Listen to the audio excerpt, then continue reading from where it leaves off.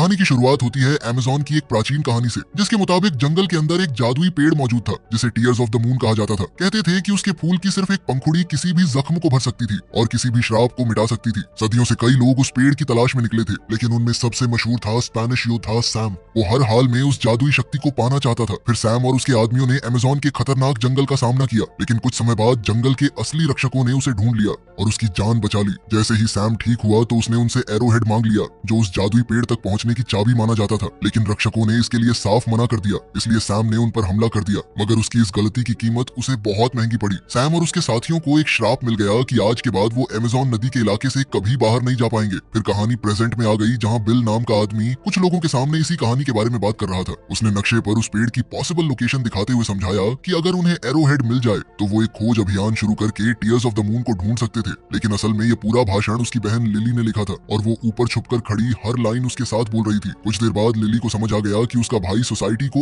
Arrowhead देने के लिए राजी नहीं करा पाएगा, इसलिए उसने खुद ही मामला संभालने का फैसला कर लिया। जब बिल सबका ध्यान भटकाने लगा तब लिली चुपके से सोसाइटी के कॉरिडोर्स में घुस गई। उसके हाथ में एक नक्शा था जो उसे आर्टिफैक्ट्स के कमरे तक ले जाने वाला था, मगर रास्ते में उसकी टक्कर प्रिंस पार्क से हो गई। पार्क को लगा कि वो बस किसी असिस्टेंट का कमरा ढूंढ रही थी, इसलिए उसने बिना शक किए उसे जाने दिया। अब लिली सीधे आर्टिफैक्ट्स कमरे में घुस गई। फिर उसने अपने कपड़े बदल कर लड़कों वाले कपड़े पहन लिए ताकि किसी का ध्यान उस पर न जाए। कुछ देर बाद उसे वो क्रेट मिल गया जिसमें एरोहेड रखा हुआ था। जैसे ही उसने क्रेट खोला तो उसने तुरंत एरोहेड चुरा लिया, लेकिन उसी वक्त अचानक एक सोसाइटी मेंबर प्रिंस पार्क को भी उस कमरे में ले आया। पता चला कि पार्क भी उसी एरोहेड की तलाश में था और जैसे ही उन्होंने क्रेट खोलकर देखा तो एरोहेड गायब था। तभी अचानक पार्क की नजर लिली पर पड़ी, जो वहां से भागने की कोशिश कर रही थी। प्रिंस पार्क ने तुरंत अपने आदमियों को लिली को पकड़ने का हुक्म दिया, लेकिन लिली इतनी आसानी से हार मानने वाली नहीं थी। उसने अपनी चालाकी और फुर्ती का इस्तेमाल करते हुए एक एक करके सबको चकमा दे दिया, लेकिन आखिर में उसका सामना खुद पार्क से हुआ और उसने लिली को रोक लिया और अगले ही पल लिली लाइब्रेरी की खिड़की से बाहर जा गिरी। लेकिन खुशकिस्मती से उसने वहां मौजूद एक सीढ़ी को पकड़ लिया, पर फिर पार्क ने सीढ़ी पर लगी रस्सी खोल दी, जिससे वो और ज्यादा दूर झूल गई। तब पार्क ने उससे कहा कि अगर उसे मदद चाहिए तो एरोहेड उसके हवाले कर दे। फिर लिली ने बिना कुछ कहे उसकी तरफ बॉक्स फेंक दिया और खुद सीधे उस बस में कूद गई जो उसके भाई बिल ने ऐन मौके पर उसके लिए रोकी थी। फिर पार्क ने तुरंत बॉक्स खोला, लेकिन ये क्या,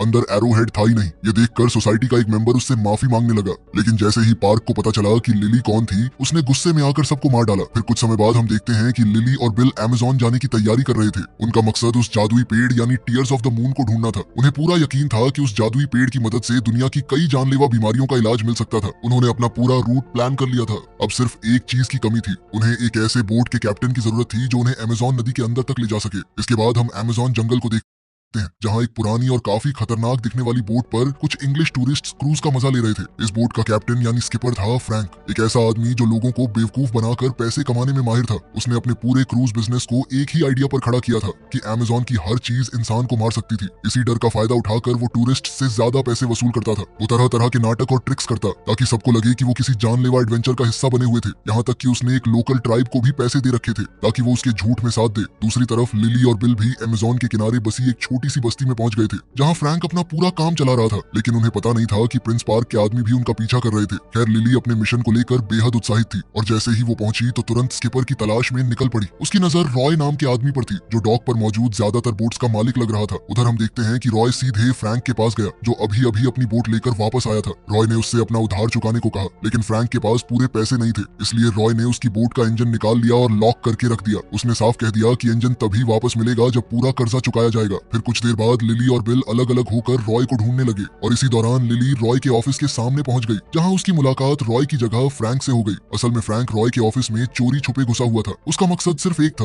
अपनी बोट का इंजन वापस लेने के लिए चाबी चुराना। लेकिन जब लिली वहां पहुंची तो उसने तुरंत खुद को रॉय बता दिया ताकि उस पर कोई शक न हो। फिर लिली ने बताया कि उसे अमेज़न नदी के अंदर एक खास जगह तक जाना था और वो इस काम के लिए अच्छे खासे पैसे देने को तैयार थी। पैसे का नाम सुनते ही फ्रैंक ने दरवाजा खोल दिया। लिली सीधे अंदर घुस गई और बिना वक्त गवाए उसे नक्शा दिखाकर बताने लगी कि उसे कहां पहुंचना था। वहीं फ्रैंक अब भी रॉय बनने का नाटक कर रहा था। उसने कहा कि जहां लिली जाना चाहती थी वो जगह बेहद खतरनाक है। खैर, फिर उसने पूछा कि ये नक्शा उसे मिला कहां से। तब लिली ने बात को टालते हुए कहा कि ये बहुत ही पुराना और सटीक नक्शा है, साथ ही ये उसके पिता की आखिरी निशानी है, जो बचपन से उसे टीयर्स ऑफ द मून की कहानियां सुनाया करते थे। ये सुनकर फ्रैंक हंस पड़ा और उसने मजाक में लिली को किसी और एडवेंचर पर जाने की सलाह दे दी। तभी लिली की नजर उस बॉक्स पर पड़ी जिसे फ्रैंक खोलने की कोशिश कर रहा था। उसने तुरंत समझ लिया कि फ्रैंक उसकी चाबी चुराना चाहता था, लेकिन हैरानी की बात ये थी कि उसने खुद ही बॉक्स खोल दिया दिया। बस यही बात फ्रैंक को पसंद आ गई और उसने ये काम लेने का फैसला कर लिया। फिर वो लिली को डील फाइनल करने के लिए एक रेस्टोरेंट में ले गया। वो दोनों सफर की कीमत पर बहस कर ही रहे थे कि तभी बिल असली रॉय को लेकर वहां आ पहुंचा। लिली को तुरंत समझ आ गया कि फ्रैंक ने उसे बेवकूफ बनाया था। वो उससे अलविदा कहकर जाने लगी, लेकिन जाते जाते फ्रैंक की नजर उस एरो हेड पर पड़ी जो लिली ने अपने गले में पहना हुआ था। एरो हेड देखते ही उसकी दिलचस्पी और बढ़ गई। अब वो हर हाल में लिली का गाइड बनना चाहता था, इसलिए वो लगातार अपनी फीस कम करता गया और कहता रहा कि उससे बेहतर कोई भी उसे उस जगह तक नहीं ले जा सकता। लेकिन उसी वक्त रेस्टोरेंट में अचानक एक जैगवार घुस आया। उसे देखते ही रॉय डर कर छुप गया, जबकि फ्रैंक लिली और बिल के सामने खड़ा हो गया। कुछ देर तक उसकी जैगवार के साथ बढ़िया लड़ाई चली और फिर उसने मीट का एक टुकड़ा बाहर फेंक कर जैगवार को भगा दिया।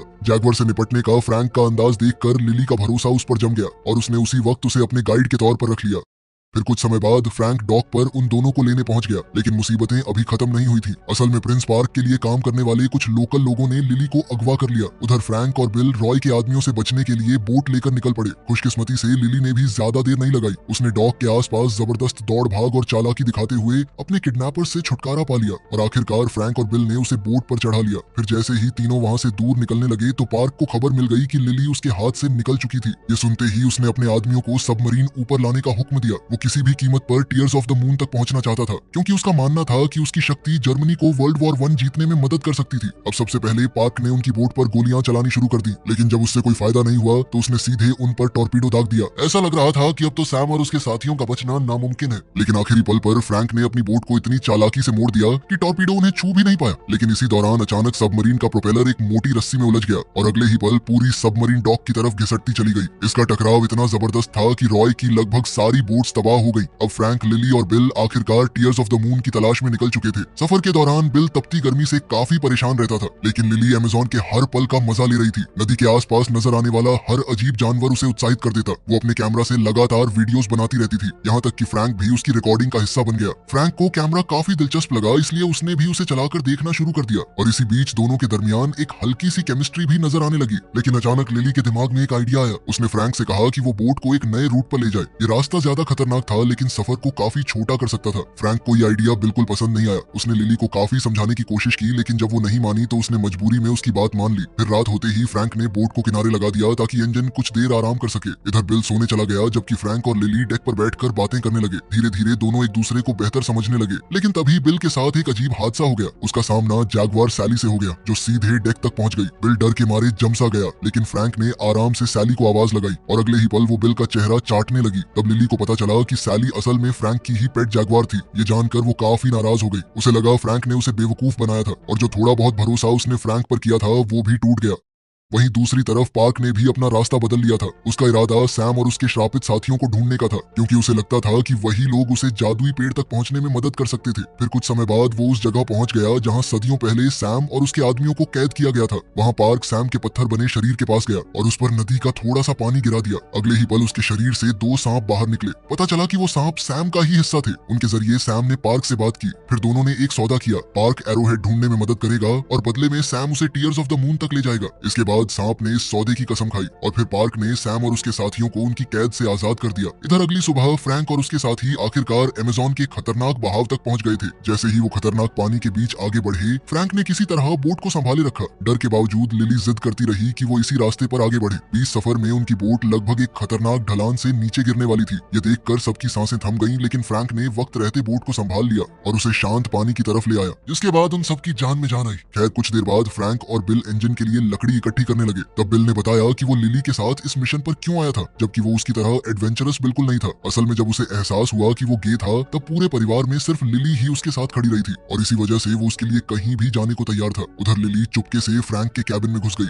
और वहां उसे एक हैरान कर देने वाली चीज मिली। जब फ्रैंक वापस बोट पर आया तो लिली ने उससे कैबिन में मिले मैप्स और डॉक्यूमेंट्स के बारे में सवाल किया। उसे लगा कि फ्रैंक भी उसी पेड़ की तलाश में था। फ्रैंक ने कहा कि हाँ, किसी जमाने में ऐसा था, लेकिन बहुत पहले। उसने बताया कि अमेज़न आने की उसकी वजह भी वही थी। वो भी उस जादुई ताकत की तलाश में आया था, लेकिन उसे कभी ढूंढ नहीं पाया। लेकिन तभी अचानक फ्रैंक की किराए पर रखी हुई ट्राइब ने उन पर हमला कर दिया। कुछ देर तक वो लोग लिली और बिल के सामने ये नाटक चलाते रहे। फ्रैंक ट्रांसलेटर बनकर लिली और ट्राइब के चीफ के बीच बात करवाता रहा, लेकिन जब लिली ने बात कुछ ज्यादा ही आगे बढ़ा दी तो चीफ ने पूरा नाटक खत्म करने का फैसला कर लिया। कुछ समय बाद लिली ने चीफ से एरो हेड पर बने निशानों का मतलब पूछा। चीफ ने बताया कि जो भी टीयर्स ऑफ द मून की तलाश में निकलेगा उसे पानी को पत्थर में बदलना होगा और एक टूटे हुए दिल को जोड़ना होगा। उसने ये भी बताया कि उस पेड़ पर खास फूल सिर्फ रेयर क्राइंग मून के दौरान आसमान खिलता था और उनके मुताबिक वो पल 2 दिन बाद आने वाला है। चीफ ने कहा कि पेड़ तक पहुंचने के लिए उसे ऐसे सांप का पीछा करना होगा जो अपनी ही पूंछ को काट रहा हो। ये सुनते ही लिली को याद आया कि उसने वही निशान मैप में देखा था। उसने तुरंत मैप देखा और उस सिंबल को वहां ढूंढ निकाला। अब लिली को लगा कि वो फ्रैंक के बिना बस एक नाव में बैठकर वहां तक पहुंच सकती है,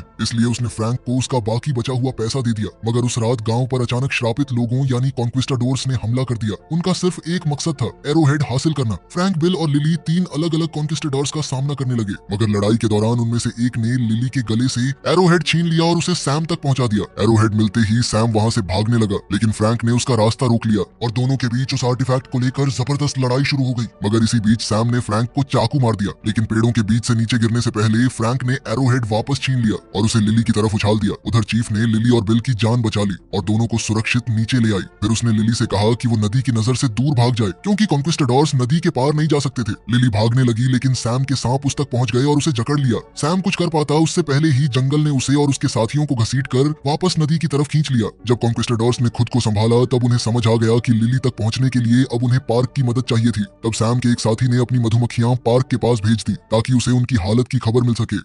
फिर अगली सुबह लिली ने फ्रैंक को देखा और उसे लगा कि वो बिल्कुल ठीक ठाक था, लेकिन जब चीफ और बिल वहां पहुंचे तब उनकी नजर फ्रैंक की पीठ में घुसे हुए चाकू पर पड़ी। अब फ्रैंक के पास सच बताने के अलावा कोई रास्ता नहीं बचा था। उसने कबूल किया कि वो भी कभी सैम के कॉन्क्विस्टाडोर्स में से एक था, लेकिन वो और कुछ समझा पाता उससे पहले लिली को उसके शरीर से चाकू निकालना पड़ा। मगर हैरानी की बात ये थी कि चाकू निकालने के बाद भी फ्रैंक को जरा सा नुकसान नहीं हुआ। ये देखकर बिल वहीं बेहोश हो गया। खैर, कुछ देर बाद लिली ने उसे होश में लाकर अलविदा कहा। उसने बताया कि सफर का बाकी हिस्सा वो सिर्फ फ्रैंक के साथ तय करेगी। उधर श्रापित कॉन्क्विस्टाडोर्स की मधुमक्खी पार्क की सबमरीन तक पहुंच गई थी। पार्क ने उन्हें अंदर बुलाया। उनमें से एक मधुमक्खी ने मैप पर एरोहेड की लोकेशन दिखाई। फिर दोनों के बीच पूरी बातचीत हुई, जिसे देखकर पार्क के साथी भी हैरान रह गए। इधर सफर के दौरान फ्रैंक और लिली उसकी पिछली 400 सालों की जिंदगी के बारे में बात करने लगे। फ्रैंक ने बताया कि वो सैम का सबसे करीबी दोस्त था, इसी वजह से वो उसके साथ टीयर्स ऑफ द मून की तलाश में अमेज़न आया था, क्योंकि सैम अपनी बेटी को मौत के मुंह से बचाना चाहता था। फ्रैंक सैम के लिए नक्शे बनाता था और नदी का वो मैप जो लिली इस्तेमाल कर रही थी वो भी फ्रैंक ने ही बनाया था। फ्रैंक ने सैम के साथ जंगल की गहराइयों तक सफर किया था ताकि टीयर्स ऑफ द मून का जादुई फूल ढूंढ सके।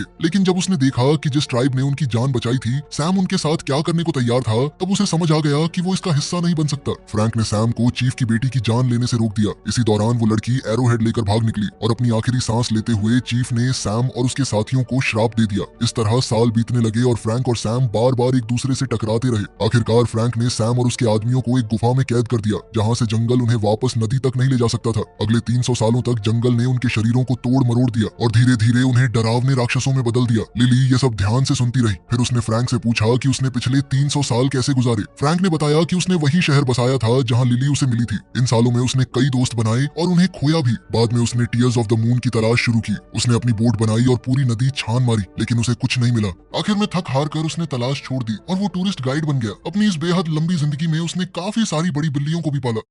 उधर प्रिंस पार्क अपनी सबमरीन में बिल तक पहुंच गया। उसने बिल को पकड़ लिया और उसे मजबूर किया कि वो टीयर्स ऑफ द मून की लोकेशन बता दे। मजबूरी में बिल ने मैप पर जगह दिखा दी। इसके तुरंत बाद पार्क ने कॉन्क्विस्टाडोर्स की मधुमक्खियों को मार डाला ताकि वो ये जानकारी सैम तक न पहुंचा सके। इधर फ्रैंक और लिली भी उसी जगह की तरफ बढ़ रहे थे। सफर के दौरान फ्रैंक ने लिली को बताया कि जब उसे टीयर्स ऑफ द मून का फूल मिल जाएगा तब वो क्या करेगा। उसने कहा कि उसके पास 2 रास्ते होंगे और वो वही रास्ता चुनेगा जो आखिरकार उसे सुकून दे सके। अगले दिन वो नदी के एक ऐसे हिस्से तक पहुंच गए जहां आगे बढ़ने का कोई रास्ता नजर नहीं आ रहा था। लिली को लगा कि शायद वही वो जगह थी जिसका जिक्र एरोहेड में था, जहां पानी पत्थर में बदल जाता था। तब फ्रैंक नदी में छलांग लगाकर नीचे गया। वहां उसे एक प्राचीन चेंबर मिला जहां एक लीवर लगा हुआ था, लेकिन वापस आकर उसने लिली को बताया कि उसे ही अंदर जाकर लीवर खोलना पड़ेगा, क्योंकि वो खुद उस जगह में फिट नहीं हो सकता था। ये सुनते ही लिली घबरा गई, क्योंकि उसे तैरना नहीं आता था। लेकिन आखिरकार फ्रैंक ने उसे मना लिया कि उनके पास और कोई रास्ता नहीं था और फिर दोनों साथ में पानी के अंदर उतर गए। अब जैसे ही लिली चेंबर के अंदर पहुंची उसने लीवर दबा दिया, लेकिन लीवर दबाते ही दरवाजा बंद हो गया। ये देखकर लिली बुरी तरह घबरा गई। तब फ्रैंक ने उसे किस करके थोड़ी सी हवा दी ताकि वो सांस ले सके। फिर लिली ने किसी तरह उस प्राचीन लीवर को पूरी तरह नीचे कर दिया। उधर फ्रैंक पर पिरानस का झुंड टूट पड़ा।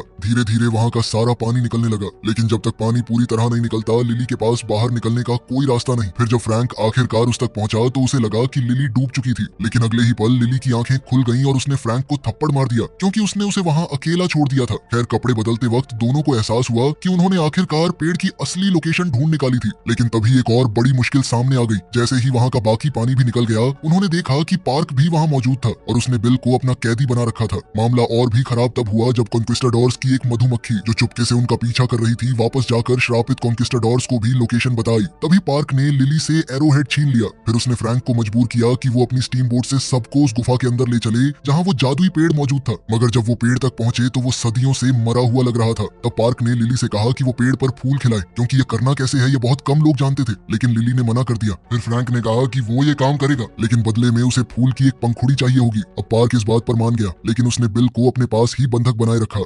फिर फ्रैंक ने पार्क से एरोहेड लिया और आगे बढ़ने का रास्ता ढूंढने लगा। जब वो तुरंत कामयाब नहीं हुआ तो पार्क ने लिली को भी उसकी मदद करने पर मजबूर कर दिया। फिर दोनों ने मिलकर पहेली सुलझानी शुरू की और तब उन्हें पता चला कि एरोहेड असल में एरोहेड था ही नहीं, दरअसल वो एक दिल था। निशानों के मुताबिक उन्होंने उसे तोड़ दिया और उसके अंदर से एक जादुई टुकड़ा निकाला। फिर उस टुकड़े को पत्थर के एक हिस्से पर रखा गया और जुड़े हुए दिल को दूसरी तरफ। जैसे ही ये हुआ, पेड़ की जादुई ताकत सामने आने लगी। चांदनी की रोशनी में वो पेड़ धीरे धीरे खिलने लगा और कुछ ही पलों में वो पूरी तरह फूलों से भर गया। लेकिन पेड़ के खिलते ही लिली ने फ्रैंक को गोली मार दी। गोली लगते ही फ्रैंक गुफा की गहराई में जा गिरा। उधर पार्क ने तुरंत अपने आदमियों को हुक्म दिया कि क्राइंग मून के खत्म होने से पहले सारी पंखुड़ियां तोड़ ली जाए। इसी बीच फ्रैंक ने पार्क के आदमियों से बिल को बचा लिया। फिर सैली की मदद से दोनों ने मिलकर स्टीम बोट पर दोबारा कब्जा कर लिया। फिर लिली पेड़ पर चढ़ गई ताकि एक पंखुड़ी हासिल कर सके, लेकिन क्राइंग मून के खत्म होने से पहले उसे तोड़ने के लिए उसे बहुत तेजी से दौड़ना पड़ा। आखिरकार उसने टीयर ऑफ द मून की एक पंखुड़ी तोड़ ली, लेकिन उस पल वो पेड़ से नीचे गिर गई और वहाँ प्रिंस पार्क पहले से मौजूद था। उसने एक बार फिर लिली को धमकाया और कहा कि पंखुड़ी मेरे हवाले कर दो, वरना तुम्हें और तुम्हारे भाई को कोई नहीं बचा पाएगा। तभी अचानक पूरा पेड़ टूटने लगा। अपनी जान बचाने के लिए लिली ने पंखुड़ी छोड़ दी और पार्क को पकड़ लिया। वहीं दूसरी तरफ फ्रैंक ने गिरती हुई पंखुड़ी को पकड़ लिया। लेकिन कहानी अभी खत्म नहीं हुई थी। तभी श्रापित कॉन्क्विस्टाडोर्स भी पेड़ तक पहुंच गए और उन्होंने पार्क को मार डाला। उसके बाद वो लिली के पीछे पड़ गए, लेकिन फ्रैंक ने पंखुड़ी दिखाकर उनका ध्यान अपनी तरफ खींच लिया और उन्हें अपने पीछे आने पर मजबूर कर दिया। फ्रैंक ने बिल को सुरक्षित जगह पर छोड़ दिया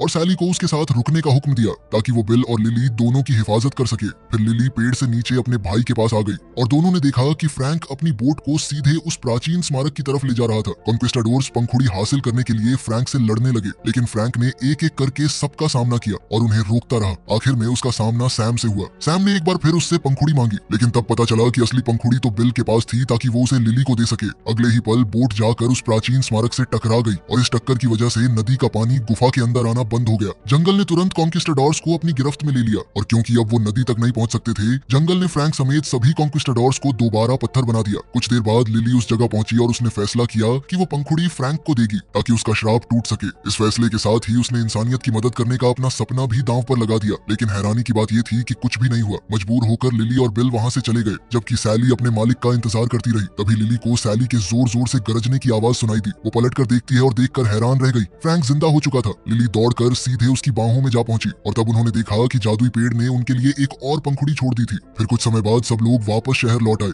अब फ्रैंक ने रॉय को अलविदा कहा और अमेज़न के उन जंगलों से लंदन की ओर निकल पड़ा। आखिरी सीन में हम लंदन की सड़कों पर अपने हीरो हीरोइन को देखते हैं। दोनों एकदम खुश हैं और अपने पालतू मिलने के तौर पे जैगुआर रखा हुआ है। वीडियो पसंद आई तो लाइक कर देना, चैनल को सब्सक्राइब कर लेना। मिलते हैं अगली वीडियो में।